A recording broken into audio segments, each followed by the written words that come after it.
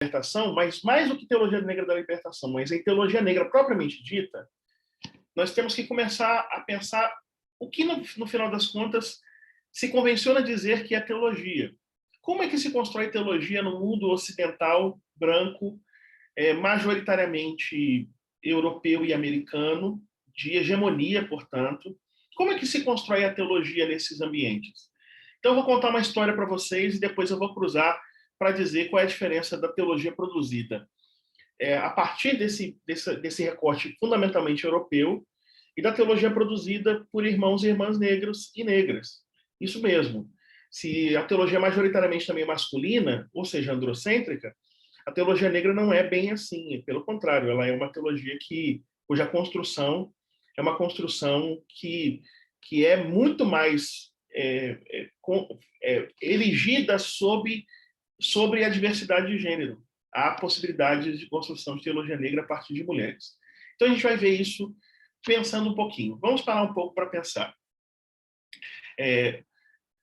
A palavra teologia, lá no primeiro século, no segundo século da era cristã, essa palavra ela não era uma palavra... Eu vou interromper o compartilhamento porque eu vou conversar com vocês, então a gente pode bater um papo.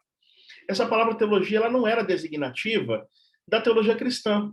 Quando alguém falava teologia, que é a palavra grega para teologia, o teólogos, o que tem a fala divina, é quem conhece da mitologia grega, por exemplo.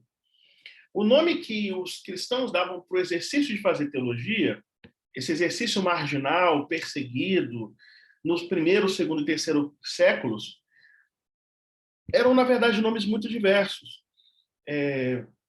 Eles eram muito mais ligados ao ensino e à instrução, por isso era muito mais doutrina do que teologia. Inclusive, a palavra doutrina é a palavra que nós vamos encontrar em latim, a palavra latina, em latim é Agostinho, para falar sobre a teologia cristã. Ele tem uma obra cujo título é De Doctrina Cristiana, século V.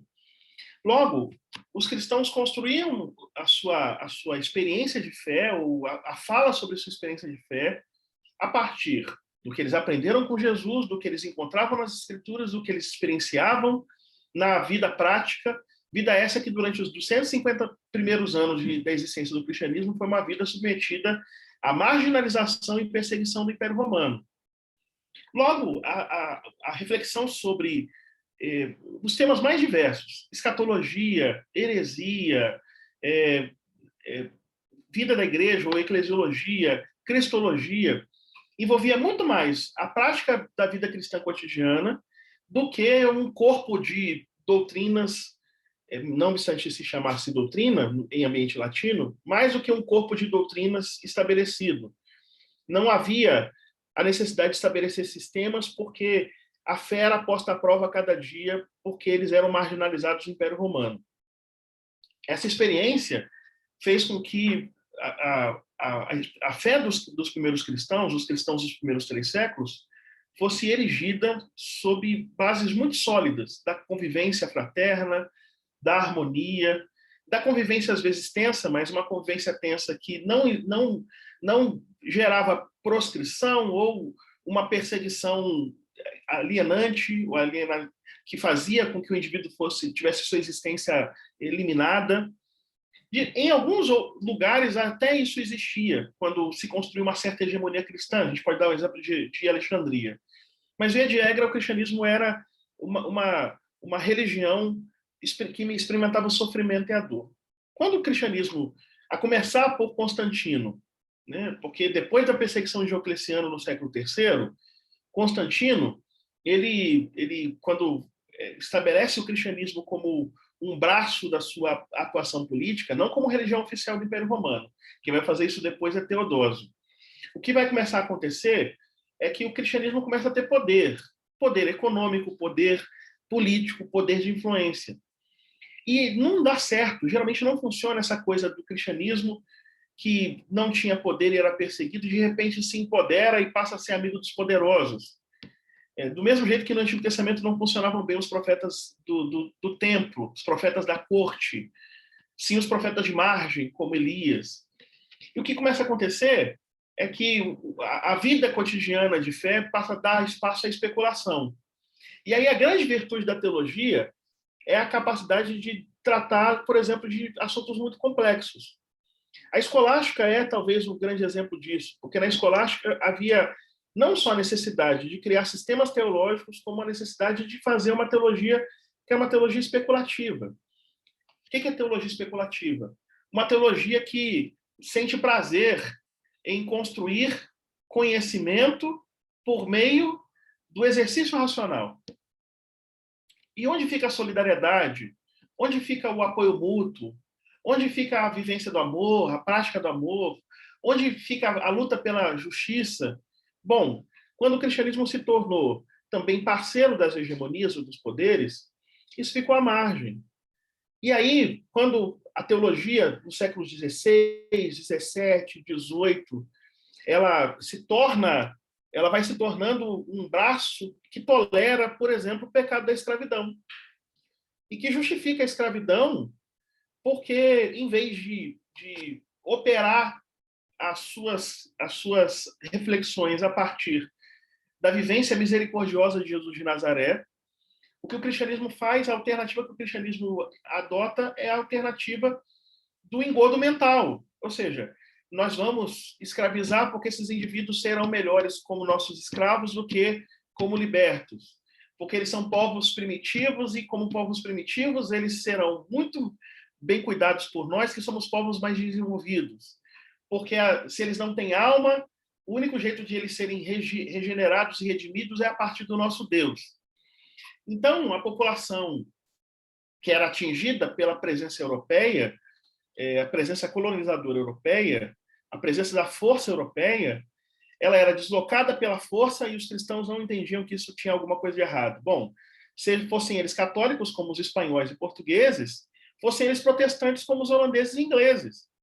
Eles deslocaram milhões de pessoas do continente africano, subsaariano, diga-se de passagem, milhões de pessoas foram transportadas à força, de forma violenta, hostil, e foram lançados nos empreendimentos coloniais desses povos protestantes e católicos. Essa ideia de que o protestantismo é superior, porque o protestantismo, de alguma maneira, dialoga com essa realidade da fé mais baseada na Escritura, pois bem, eles conseguiam ler a Escritura, mas não conseguiam enxergar na Escritura que em Cristo não há mais escravo nem há mais livre, todos são um.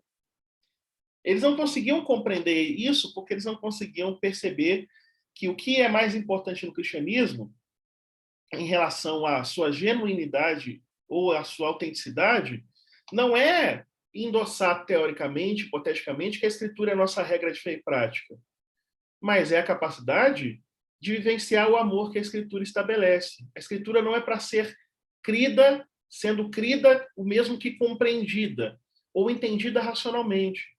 A Escritura ela é para ser crida no sentido de praticada e praticada na solidariedade, na prática de justiça e do amor. Logo, quando nós observamos cristãos, e é isso que nós vamos ver agora mesmo, gente, é isso que nós vamos ver agora mesmo, cristãos que se dedicam à construção da teologia, negros e negras que fazem teologia. A teologia negra não surgiu com James Cone, a teologia negra não surgiu quando ela assumiu o lugar nas universidades, a teologia negra não surgiu quando construíram sistemas, a teologia negra não surgiu quando Oxford resolveu lançar um texto sobre teologia negra afro-americana. A teologia negra, ela sempre existiu, como sempre existiu a teologia cristã, genuinamente cristã. Existiu como um grito contra a injustiça, como um grito contra a impiedade, como um grito contra a violência, como um grito contra a dignidade, contra a indignidade que eram submetidos homens e mulheres. E é esse grito que é o ponto de partida da teologia. Nós não vamos começar com quando surge a teologia negra como um programa de libertação. Nós vamos começar muito antes. Nosso objetivo aqui é mostrar que a teologia negra ela não começa como sistema. Ela começa, na verdade, como a prática, ou a praxis, para usar um termo mais técnico, de homens e mulheres. E eu digo homens e mulheres, eu vou mostrar homens e mulheres que se dedicam à justiça, à prática da justiça. Eu vou começar com esse personagem chamado Nat Turner. né? Nat Turner, aí nós temos o texto que eu estou usando como referência, The Land Shall Be Deluged in Blood, do Patrick Brim. É um texto que está lá. Quem já acessou o Google Classroom sabe que o texto está lá, porque está lá. É um texto que faz uma revisão da documentação sobre Nat Turner. E eu vou tentar explicar qual é o contexto de Nat Turner para vocês entenderem bem do que se trata esse movimento de teologia negra. Porque, para mim, é um movimento de teologia negra. Bom, Nat Turner ele é da Virgínia. E ele nasceu em 1880. Ele nasceu em 2 de outubro de 1800, aliás, 1800. Perdão, 1800. Ele nasceu em 1800, dia 2 de outubro. Mas para a gente falar da história dele, a gente tem que voltar um pouco para entender como é que no embate político da Virgínia, como é que os negros, qual é o papel exercido pelos negros nesse embate político, nessa confluência de forças políticas. Pois bem, no dia 7 de novembro de 1775, quem governava a Virgínia era um lorde chamado Lord Dunmore.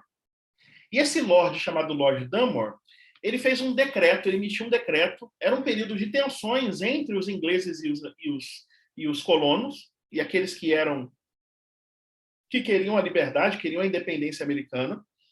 Então ele prometeu a liberdade para os escravos dos patriotas, daqueles que eram radicados na terra americana, se esses escravos apoiassem os britânicos durante a Revolução Americana. Olha bem, ele percebeu, esse governador inglês percebeu a potência, o poder dessas populações negras escravizadas, submetidas ao opróbrio por aqueles que eram os agentes da Revolução Americana. A gente tem que confessar até que ele percebeu isso e talvez os negros e negras nem percebessem que tinham tanta força. Mas essa força é percebida antes por aqueles que os temem. Então, o que acontece é que quando acontece em 1781, para quem conhece a história americana, é o dia 19 de outubro de 1781, que a rendição britânica em Yorktown, deixa eu mostrar aqui é Yorktown, dá para perceber aí?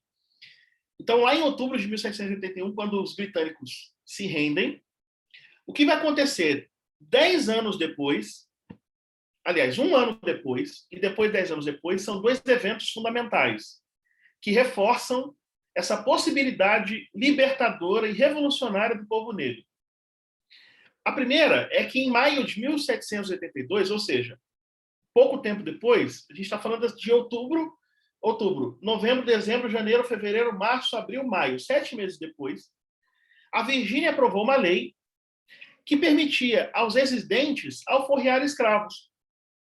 Para eliminar as tensões com os negros e negras submetidos à escravidão, escravizados, o que foi feito foi oferecer algum benefício, alguma possibilidade de libertação, que é uma tentativa de fazer o quê? De manter sob controle. Olha, se você me ajudar a lutar contra os patriotas, nós vamos te libertar. Depois os patriotas vencem na Revolução Americana. Se você for um escravo que é calado, obediente, nós vamos te libertar. Isso é temor, isso é receio dessa força. É receio dessa força que não é só força de trabalho, mas é força de subversão dessa realidade injusta que é a escravidão.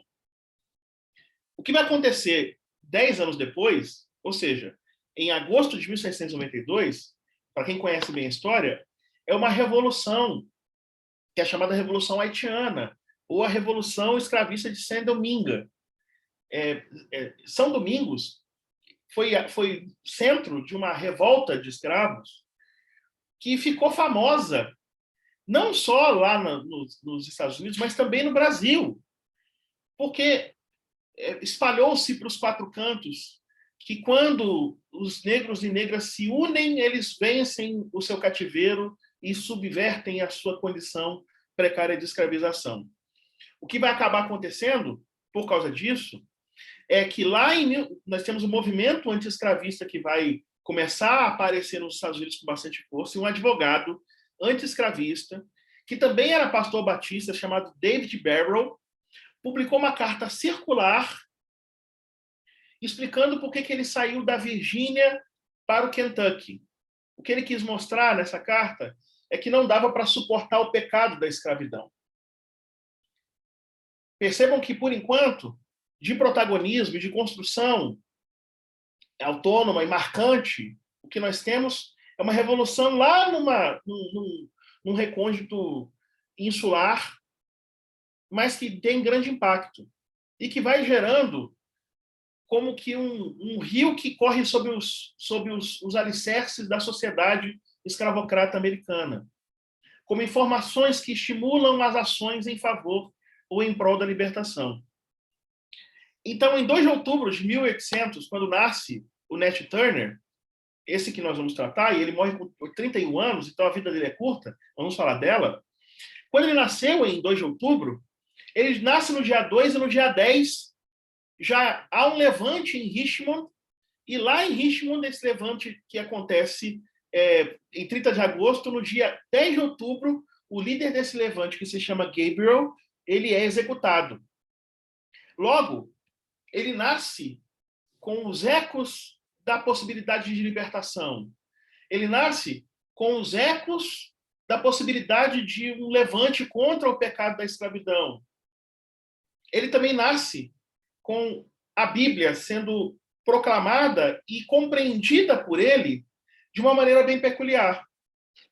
Quando, em 1811, perceba, ele já tinha 11 anos, dia 8 a 10 de janeiro de 1811, há uma revolta de escravos na Lusiânia, o que acontece é que esse fermento começa a se espalhar, o fermento da inaceitação da condição.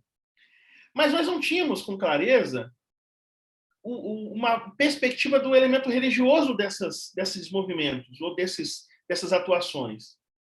Aqui e acolá nós temos, sim, a atuação de um advogado anti-escravista ou abolicionista, nós temos uma atuação aqui e acolá em um ambiente muito religioso, mas não um programa religioso de libertação, de compreensão das escrituras e da vida com Deus, que movia o povo a sacudir as suas cadeias e a suplantar a condição precária que viviam.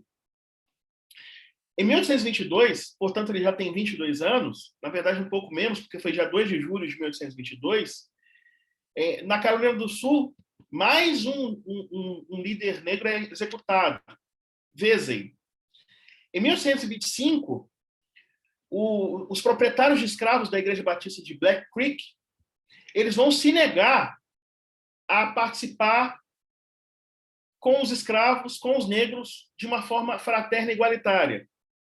Então, Jonathan Lankford recusa compartilhar a ceia com esses homens marcados pelo pecado do racismo. Eles vão ter que recuar. Mas as pressões para a manutenção do pecado do racismo são tão grandes que Jonathan Lankford, que recusa a comunhão a proprietários de escravos, ele acaba sendo excomungado da igreja de Black Creek. Então, nós já chegamos em 1826. E esses eventos mostram uma ebulição junto aos negros e negras, que tinham cada vez mais o reconhecimento dos agentes sociais do seu tempo de que eles eram uma força, que precisava ser mantida sob controle por aqueles que queriam dominá-los, ou que podia ser uma força de transformação da sociedade, para aqueles que queriam uma sociedade mais justa e igualitária. Pois bem, Nat Turner, em 1827, decide batizar a si mesmo e também Ethered Brantley. Ele faz o seu autobatismo entre 27 e 28. Nós não sabemos a data muito aproximada. E o que vai acabar acontecendo é que aquele que tinha a posse do seu corpo nesse pecado da escravidão, chamado Thomas More, ele vai morrer. E aí Putnam More, herda Nat Turner e outros 5 escravos. Isso já é 1828. 1828, 1829, 1830, 1831. Em 1831, no dia 1º de janeiro, primeiro dia do ano, começa, é publicada a primeira edição do jornal The Liberator, que tinha a editoração de William Lloyd Garrison, e era um jornal de Massachusetts. Vamos pensar bem. A gente está aqui na Virgínia. E quando a gente está falando de Massachusetts, a gente está falando de movimentos que acontecem no território americano e que vão ecoando em todo o território americano, gerando um certo eco. As correntes estão sendo sacudidas, as pessoas estão sendo estimuladas pouco a pouco a não manterem sua condição. E o que vai acabar acontecendo é que, em 1831, particularmente no dia 12 de fevereiro, há um eclipse solar. E Nat Turner, vendo esse eclipse solar, passa a compreender, diante do fenômeno que é natural, ele percebe o desígnio de Deus. E o desígnio de Deus é que não haja mais escravidão. Ele, um homem piedoso, que queria cultivar comunhão com Deus e conhecimento da Escritura, ávido por proclamar o Evangelho, ele tinha até fugido e tinha ouvido a voz de Deus, segundo ele, tinha voltado 30 dias depois para a sua terra e se entregado novamente. Ele entende que a voz de Deus conclamava a ele a promover a libertação do pecado da escravidão. A compreensão que ele teve foi a partir de um fenômeno natural. Há uma reunião na casa Racon, em Sussex County, na Virgínia. Eles organizam a revolta. 4 de julho de 1831. Era quando ia começar. E o fogo da revolta se espalha. E esse fogo é aceso pela compreensão de Deus a partir da interpretação de sua própria vida e da própria espiritualidade que eles cultivavam, de reconhecimento da revelação de Deus e de Deus manifestando-se pelos sinais da natureza, e também pela compreensão que eles tinham da Escritura. Percebam que, pegando, por exemplo, a doutrina calvinista, os calvinistas gostam de dizer da soberania de Deus e que os céus proclamam a glória de Deus.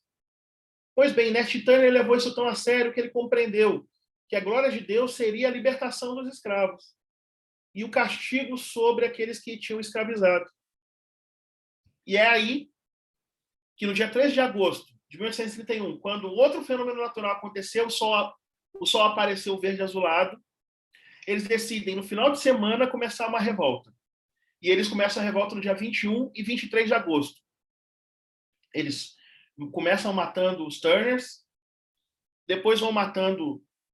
É uma revolta violenta, de assassinato atrás de assassinato, o que gera a formação de uma milícia na Virgínia, com Richard Epps, que proclama a lei marcial. E a lei marcial era a seguinte: ninguém pode matar os negros sem julgamento. Eles têm que ser aprisionados, julgados e depois mortos. E por que isso? Por que essa necessidade de, em vez de eliminar rapidamente esse levante, de fazer com que haja um espetáculo público de julgamento, que já se sabe desde antemão qual vai ser o veredito, e depois desse julgamento se construa uma condenação? Porque é preciso transformar essa revolta, transformar essa sedição numa sedição que seja desbaratada ideologicamente. É um conflito de ideologias. A de Nat Turner, que compreende os sinais divinos e a palavra divina como sinais que apontam para a libertação e para o castigo daqueles que tinham punido e escravizado a ele e aos seus irmãos pretos e pretas, de um lado, e de outro lado, a organização, a ordem, representada pelo sistema jurídico, pelo sistema punitivo, pelo sistema oficial de governo, naquele contexto que é o contexto da Virgínia. Logo, não dá tempo, não é meu propósito, nesse processo que percorre, vocês podem ver, a Virgínia é praticamente atravessado, o interior da Virgínia, com vários combates e com vários conflitos, com várias pessoas sendo mortas, e isso vai assustando, e eles vão fazendo com que os outros escravos, ou homens e mulheres escravizadas, também se rebelem. E eles vão reagindo. Eles, os que agiam em nome do Estado, reagiram prendendo e executando escravos condenados. Isso começa em 4 de setembro de 1831. Quando os julgamentos de escravos vão sendo feitos e a revolta vai sendo reprimida, o que acontece é que, um a um, vai sendo aprisionado e vai desestimulando e enfraquecendo o movimento sedicioso, até que Nat Turner, que até então tinha conseguido escapar, ele acaba sendo preso. Ele é preso no dia 30 de outubro de 1831. Ele é preso por Benjamin Phipps. E o que vai acontecer é que ele vai ser preso, depois ele vai ser tomado o seu depoimento, ele vai ser levado à prisão, e lá na prisão ele é visitado por Thomas Gray, e Thomas Gray quer registrar a história de Nat Turner. E Nat Turner conta a sua história para Thomas Gray, e é por isso que nós sabemos essa história. Porque ela é vista a partir de filtros, sim. Filtros, inclusive, que não são filtros de negros e negras. Mas há uma permanência das noções primárias que ele tinha de Deus, da justiça, do evangelho e da sua própria atuação diante dos poderes opressores do mundo. Ele é julgado no dia 5 de novembro e condenado à morte. E depois que ele é condenado à morte, sai, a começar dos direitos autorais, que são garantidos no dia 10 de novembro de 1831, saem The Confessions of Nat Turner, as Confissões de Nat Turner, esse texto é publicado em Alexandria, que era parte de Washington, D.C. na época. Nat Turner é enforcado um dia depois de que os direitos autorais são requeridos por Thomas Gray. O que vai acontecer em seguida é uma inversão. Não obstante a morte do nosso irmão Nat Turner, a morte pelo braço do Estado, vocês lembram que eu mencionei uma igreja em que o racismo, quando ele era punido, quem acabava punido era o pastor ou o irmão que atacava ou que acusava o racismo? Eu citei isso há pouco. Pois bem, na Igreja Batista de Millswamp, 10 brancos se recusam a ter comunhão com negros, eles são dispensados da igreja. O que mostra que começa a acontecer uma mudança no quadro. Começa a acontecer uma mudança na maneira como os negros e negras são tratados, uma vez que a sua força é indelevelmente reconhecida. Depois que os 10 brancos concordaram em ter comunhão com os negros, eles foram readmitidos na Igreja Batista de Millswamp. E nós continuamos a ver algumas atuações ainda sediciosas, mas o que nós sabemos da história americana é que quando acontece a Guerra Civil Americana, a Guerra Civil Americana começou quando os Estados Confederados atacaram o Forte Sumter, em 1861, em 11 de abril.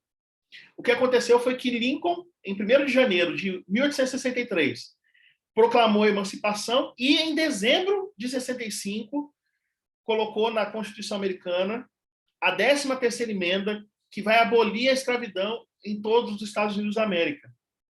Essa conquista não é um favor dos brancos.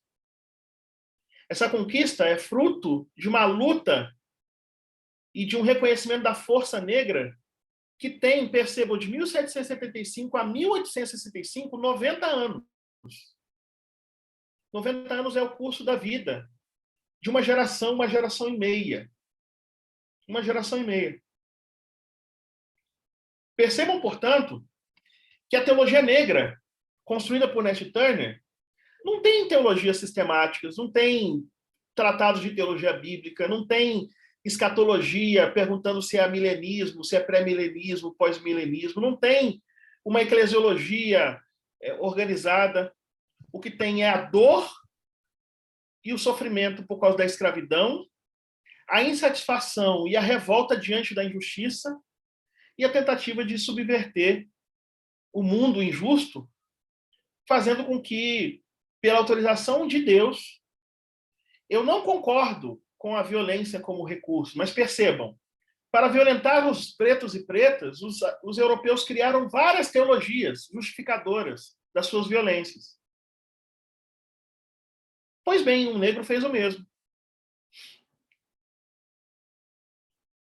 Com isso, eu estou tentando dizer que não procurem teologia negra apenas nos livros. Vocês não vão encontrar a força da teologia negra nos livros que nos prendem aos sistemas e o modo de pensar dos europeus. E com isso não tem nenhuma xenofobia. Eu não tenho ódio aos europeus. Só estou tentando dizer que a teologia que eles construíram foi a teologia para escravizar, para aprisionar, para prender, para subjugar. Se nós quisermos falar para essa teologia qual é o nosso lugar, nós não devemos usar as mesmas regras, que é construir um sistema também nas regras deles, para tentar fazer uma luta de sistemas. Porque essa luta de sistemas não tem o cheiro da terra que os nossos ancestrais cultivaram, não tem a marca na sua pele ferida pelas chibatadas, não tem o gosto salgado das lágrimas vertidas com saudade da terra de onde eles foram retirados. Não tem a compreensão do consolo que deve ser cultivado depois de um dia todo de trabalho, no ambiente que não é nem de descanso, é de desmaio, de tanto trabalhar durante o dia. Teologia negra não se faz por meio de manual, a não ser que o manual seja a vida. Eu estou falando dos Estados Unidos, aí você vai falar assim, então você está falando muito dos americanos, Brian. Não, não se preocupa não, vou falar do Brasil agora. Eu vou pegar uma época próxima. Vocês percebam que eu contei uma história, que é uma história que foi em 1831. Agora eu vou contar uma história de 10 anos depois. Também inspirada pelo evangelho europeu protestante e pela Revolução Haitiana. Eu quero contar para vocês o caso de Agostinho José Pereira. E agora eu estou visitando Pernambuco. Estou aqui no Nordeste. Eu estou agora na Bahia, então a gente vai falar do Nordeste. Era muito comum, no século XIX, viajantes passarem pelas terras, pelos territórios, e fazerem notas, geralmente notas dominicais, da viagem que fizeram. Então, há um desses autores chamado Tolenari, que ele fez notas tomadas da viagem que ele fez de Portugal para o Brasil em 1816, 1817, 1818. E essas notas foram publicadas num livro que foi editorado e publicado em Salvador em 1956. Tá? Nesse livro, desse viajante, nessas notas, ele fala de negros que foram executados lá em Pernambuco por causa de uma sedição que foi desbaratada um pouco antes dele chegar no Recife. Ele chegou no Recife em 1815. A sedição tinha sido em 1814. Essa sedição foi feita para eclodir num domingo, dia 29 de junho de 1814. Alguém desconfia que dia é esse, o dia 29 de junho de 1814? Primeiro, por que um domingo? Porque domingo é um dia religioso. E por que de 1814? Porque 1814, 29 de junho de 1814, é o dia do Espírito Santo. É um dia sagrado.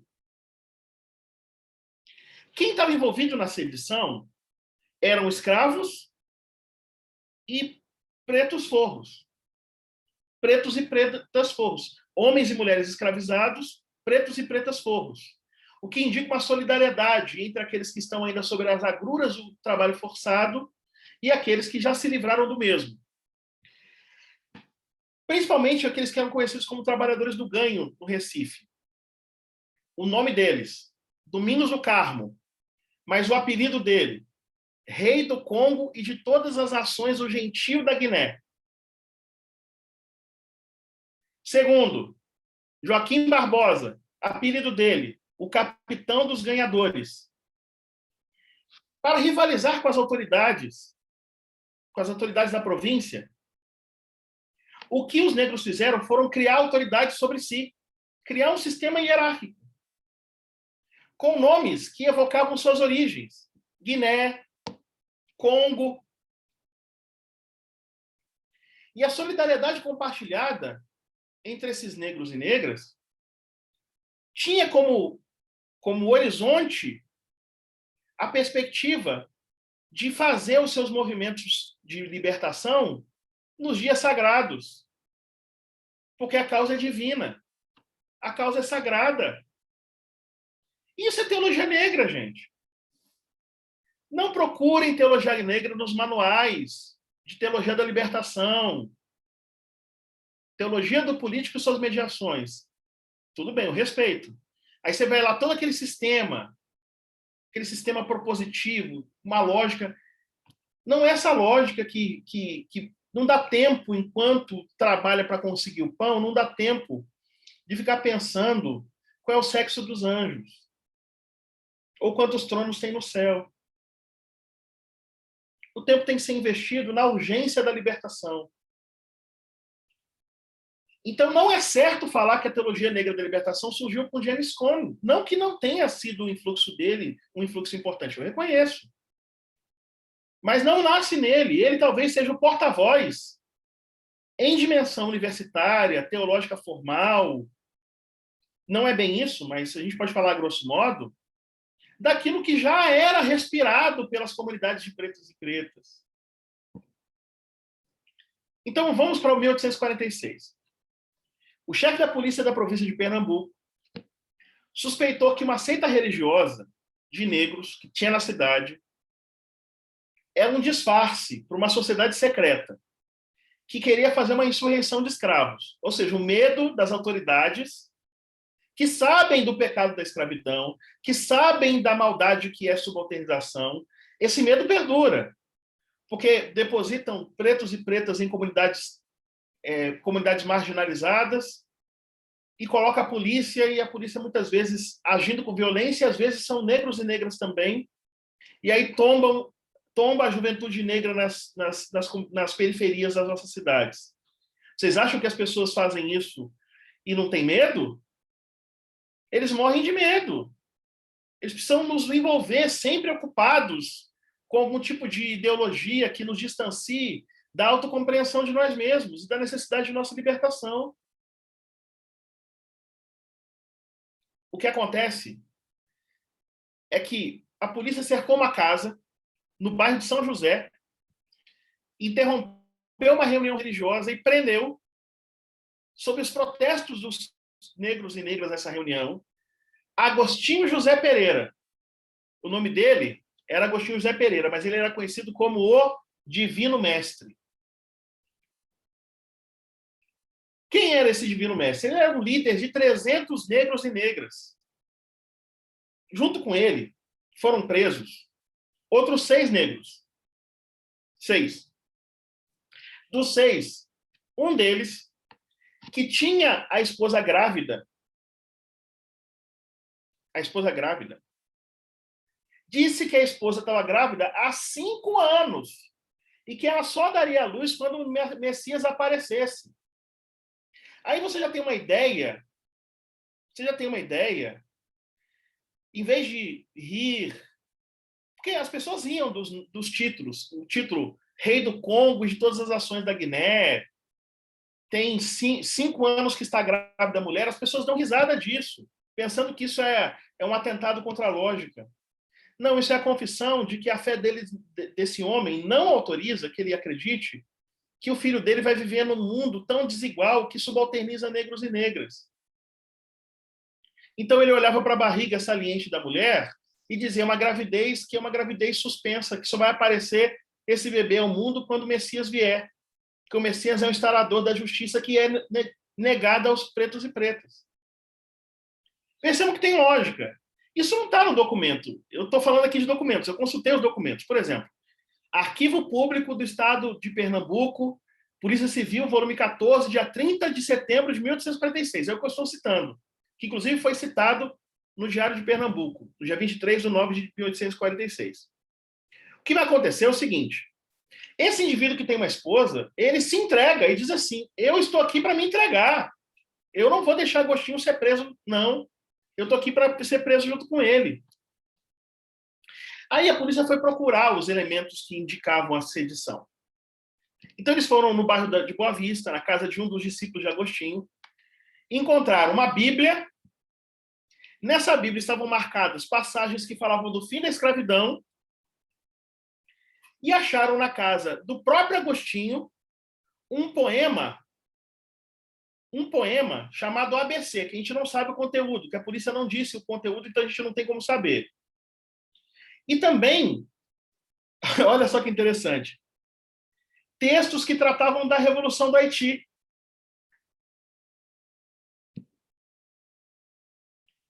Ele era católico, no sentido de anticatólico, ele não acreditava em imagens, mas tomava cuidado de não falar contra a Igreja Católica. Falava que tinha que ensinar a ler e escrever porque tinha que ler a Bíblia. A idade dele era 47 anos, ele sabia ler e escrever, ensinava as pessoas a ler e escrever. Mas junto com a leitura da Bíblia e o ethos protestante que o movia, há um comprometimento com a libertação. Isso é teologia negra. A teologia negra não vai ser recuperada nos manuais de teologia formais, mas vai ser recuperada na recuperação da memória histórica do povo, do povo negro, do povo formado por negros e negras. É ali que você encontra a teologia negra. Que quando se transformar em sistema, pode até transformar, ela se perderá se abandonar esse chão de fábrica, esse chão de fazenda, esse chão de senzala, onde ela surgiu, como um grito de libertação, como um grito de liberdade. Com isso, a gente percebe que a gente já tem aqui Estados Unidos e Brasil unidos, não tem assimetria. Onde tem negro e negra submetido à dor e à violência da escravidão, tem movimento de libertação religioso. Tem teologia negra. Aí você vai perguntar, mas tem mulher também? Aí eu respondo, tem mulher também. Está aí a Araminta Harriet Ross Tubman, que é o nome dessa mulher, dessa belíssima mulher que está aí diante de vocês. Né? Ela foi uma escrava fugitiva que deixou a escravidão numa plantação de Maryland e caminhou para o norte para ser liberta. Só que é o seguinte, ela pensou o seguinte, eu não posso ficar aqui livre e deixar os meus irmãos escravizados. O que ela fez, então? O que ela fez foi se transformar numa das condutoras da Underground Railroad. O que é Underground Railroad? É isso aqui. A metáfora que eles usavam para essa migração para a liberdade no norte, por caminhos, cada caminho desse tem uma estação, era como se fosse a tradução, como se fosse uma linha do trem subterrânea. E quem conduz negros e negras fugindo da dura escravidão são os... Qual é o nome que dá em português daquele indivíduo que conduz o trem? É maquinista, né? Maquinistas. São os condutores. Ela se tornou condutora. Mais ainda, ela ainda resolveu, percebe, em 1850 ela resolveu ajudar a sobrinha a escapar de Baltimore. Foi procurando os seus parentes, um a um, para eles fugirem da escravidão no sul. Aí veio a Guerra Civil. Aí na Guerra Civil, ela resolveu ser enfermeira e espiã para o Exército da União na Carolina do Sul.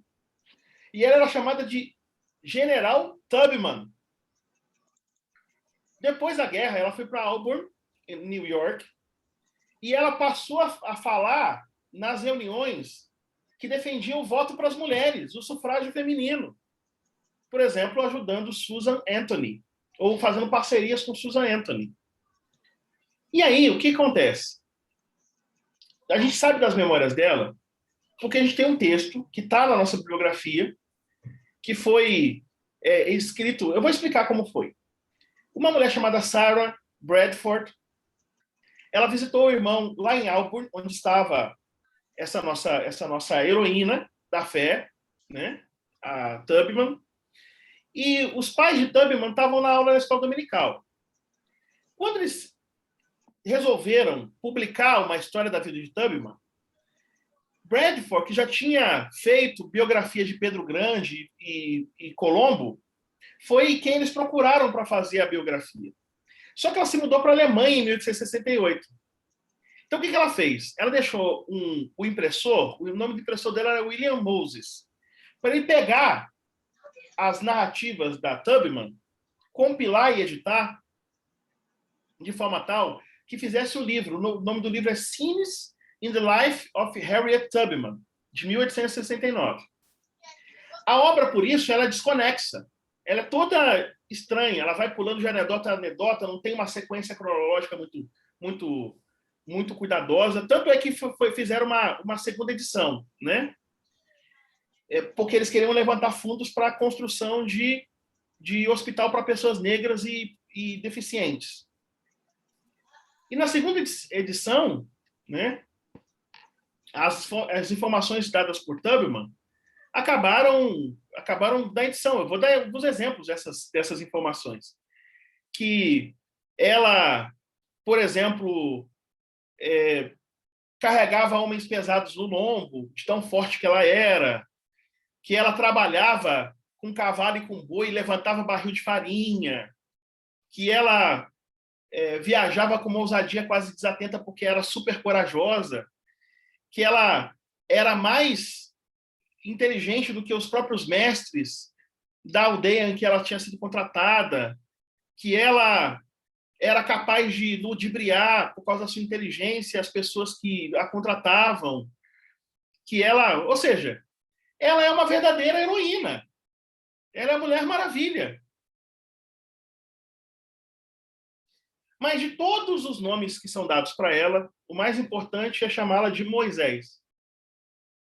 Porque quando pensam nela como aquela que conduz o povo para a libertação, e a metáfora é bíblica, porque isso é compreendido religiosamente. Então, ela é a Moisés do povo. Vocês estão percebendo que a conformação que se dá para as ações de libertação são conformações religiosas e sagradas. E não tem diferença da descrição de Tubman com as vidas dos santos. Lá da Idade Antiga, da Antiguidade Tardia, as vidas dos santos, ou da Idade Média, em que os santos são extraordinários. Inclusive, essa coisa que ela tem, né, de os oficiais acharem que a comandam, e enquanto ela está sendo perseguida, atiram nela, e nenhum tiro a atinge, porque ela foge carregando o homem nos seus ombros, de tão forte que ela era. Perceba que, em vez de pensar que ela é tipo Nelson Rubens, a biografia dela aumenta, mas não inventa, pensa que, na verdade, isso é a potencialização da esperança do povo, de que se ela conseguiu ter uma vida livre, liberta, e conduzindo os outros para a libertação, isso deve estimular muitos a fazerem o mesmo. Isso é teologia negra da libertação. É sobre isso o curso. Claro que eu vou falar aqui, que talvez uma das minhas grandes especialidades, é falar de coisas mais formais, né? Por exemplo, obviamente eu vou discutir teologia negra, o poder negro, a teologia negra da libertação, Deus dos oprimidos, as obras de James Cone, que são obras seminais para essa teologia negra da libertação. Eu vou começar a aula que vem falando delas. E que são obras forjadas a partir das experiências dos negros. E não podia ser de outro jeito. Funcionou tão bem a teologia do James Cone, eu vou só introduzir dizendo isso, funcionou muito bem porque ele parte dessas experiências do povo negro. É por isso que a teologia dele é tão potente, é tão poderosa. Porque ela não rompe, não obstante ela ser livresca, estar registrada em livro, dialogar com autores e assim por diante, ela não rompe com essa peculiaridade, que é a peculiaridade fundamental. Então, nós vamos visitar cada um desses livros, que eu já vou colocar na plataforma de hoje para amanhã. Não todos, mas eu vou colocar pelo menos um resumo que eu escrevi de todos eles. Eu escrevo as aulas, gente. Então, eu tenho os resumos deles para passar para vocês, pelo menos uma síntese para vocês entenderem, né? O Black Theology and Black Power, a Black Theology of Liberation, God of the Oppressed, ou seja, teologia negra e poder negro, A Teologia Negra da Libertação e o Deus dos Oprimidos, esses 3 primeiros livros que estão aqui, são os livros que nós vamos falar mais. Mas eu vou falar também do The Cross and the Lynching Tree. Mas mais tarde eu falo dele. O fato é que ele vai se apropriar dessas histórias de Henry McNeill Turner, que proclamou que Deus é negro e que se tornou uma figura nacional importante. Era bispo da Igreja Episcopal Metodista Africana. O Marcus Garvey, que fez uma associação para 6 milhões de membros na Universal Negro Improvement Association and African Communities League, que vai falar que Jesus e Maria eram negros. Isso não é porque o fenótipo é tão importante, a questão não é essa. Quem entender isso, quem reduzir a discussão para qual é a cor da derme e da epiderme de Jesus, está equivocado. A questão não é qual é a cor que ele tinha, a questão é por que nada de bom pode ter a nossa cor. Essa é a questão quando a gente fala de Jesus negro. A questão não é qual era a cor dele, mas a questão é por que tudo que é bom tem que ter a cor do colonizador, do poder hegemônico, de quem escravizou. Por quê? A resposta é porque a compreensão que eles têm do negro é uma compreensão que é um desvio da realidade. E como que a gente aponta para a realidade? Mostrando que na graça divina revelada no Jesus de Nazaré, há um espaço para todas as manifestações étnicas, inclusive a negra. Jesus não é só negro, ele é indígena, ele é indiano. Vai consultar a iconografia etíope, ele aparece na iconografia etíope negro. Lá na China, ele aparece de olhos puxados. Lá na Rússia, ele aparece de olho azul. Não é porque ele seja, de fato, de olho azul, que ele tenha a pele negra ou que ele tenha olhos puxados. Mas é porque ele se compadece e se identifica com todas as etnias. É essa a compreensão, não é o que eles pensavam. Eles pensavam sim afirmar que Jesus é negro como um programa. Mas eles faziam isso como uma resposta às violências que eles sofriam. Em uma igreja que tudo que eles olhavam em torno era... Tudo que era bom era branco, tudo que era ruim era negro. Então eles decidiram falar: Jesus e Maria são negros, acabou.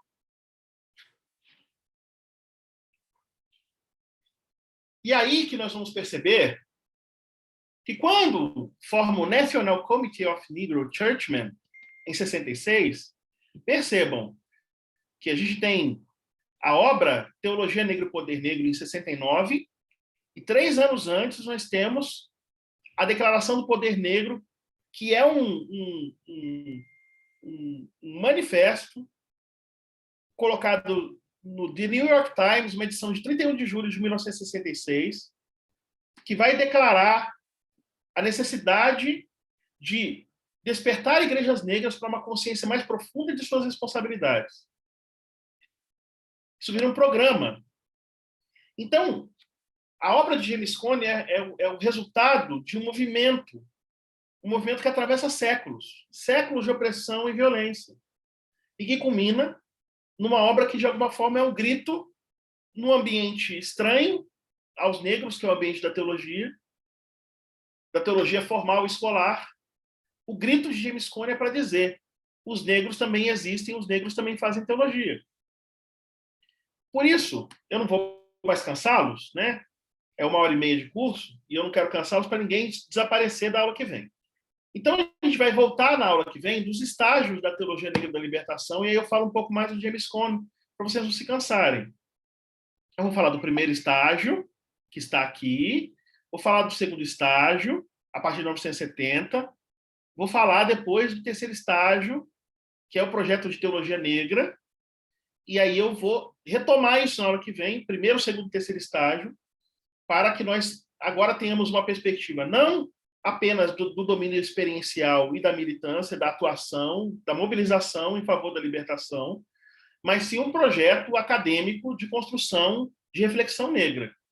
Ou seja, a gente vai virar o disco e vai começar a pensar num outro ponto de partida, num outro paradigma.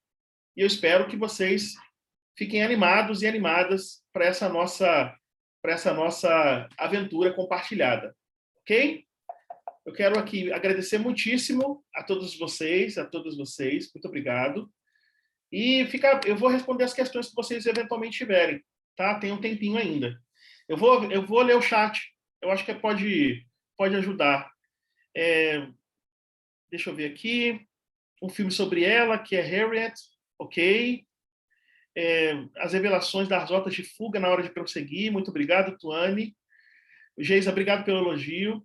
Nesse sentido, Jesus Negro, hoje se fala em Deus é uma mulher negra? Sim, Lívia. A questão não é homem e mulher, negro ou branco. A questão é mostrar que não dá para fazer teologia sem diversidade. Essa é a questão. A afirmação do Jesus negro, do Jesus branco, do Deus mulher, é para dizer não pode haver comunhão ou compreensão de Deus enquanto tem uma compreensão de assimetria, de desigualdade. Como se Deus amasse a todos igualmente só em teoria, porque na prática ele privilegia o homem, só pode ter pastor homem. Ele privilegia o branco, então só pode ter líder branco. Ele privilegia, não é assim. Entende? A nossa compreensão, a compreensão evangélica de Jesus Cristo de Deus, ela é inclusiva. E sendo inclusiva, é necessário que a nossa linguagem teológica inclua essas compreensões. Isso aqui não é uma invenção pós-moderna, para a gente inventar modos moderninhos ou modernosos de falar as coisas. Isso, na verdade, é uma autocompreensão de que a teologia não pode deixar à margem as pessoas. Porque o próprio Jesus era marginal e recolheu pessoas da margem. Aí nós vamos criar teologias a partir do quê? A partir da perspectiva imperial? Né? Não é possível. Deixa eu continuar aqui. Tem mais alguma questão?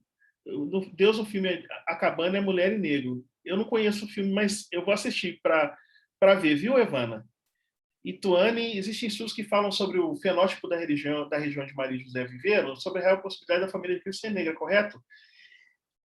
A gente tem que pensar, Tuane, quando a gente pensa nessas perspectivas antropológicas, dos fenótipos, elas são muito mais complicadas do que parecem, viu, Tuane? Elas vão, a gente tem que perguntar se é produtivo. Se é produtivo a gente procurar mapear DNA, por exemplo, para saber se aquela região é uma região de que tonalidade da pele, se é retinta ou não. Eu acho que é muito melhor pensar. Você quer ver como é melhor pensar assim? Muito melhor pensar que ali é a periferia da periferia do Império Romano, onde nem a estrada passa. Nazaré, onde nem a estrada passa por Séforis. Porque lá é o fim do mundo que ninguém quer ir. De um casamento irregular, porque Maria já estava grávida antes mesmo de casar com José. De um homem do norte com uma mulher do homem do sul com a mulher do norte, o que indica que é um casamento assimétrico, porque os homens do sul têm mais dignidade e a família de José era da família de Davi, a de Maria não.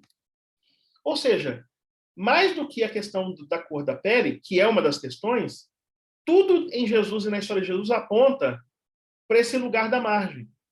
Entende? Tudo. Então é para dizer que Deus nasce ali.